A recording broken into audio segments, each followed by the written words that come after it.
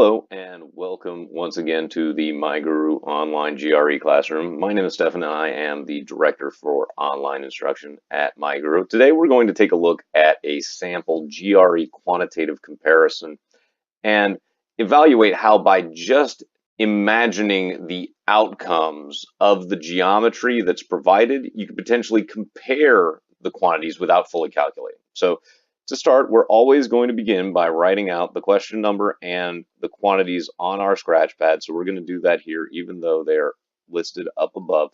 And then we put the answer choices in the middle. So quantity A, as you can see, is the length of PS, and quantity B is the length of SR. From what is written up top, you can trust only what is written, not how plane geometry figures are drawn. So what that means is that in this case, we know that the two lengths PR and PQ are equal.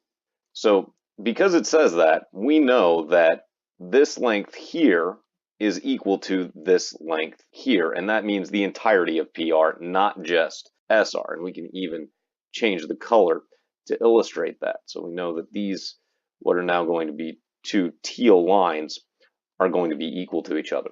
So then we're being asked to figure out the lengths of PS in relationship to SR. So we're being asked for this purple line here versus we'll make it this blue line here between S and R. So now I can move this line, which will move the position of S wherever I want it to go. So in that case, PS would be the smaller of the two lines. But I can also take my S and move it over here, in which case PS would be the longer of the two lines. So there is no way to determine which of the two quantities is bigger.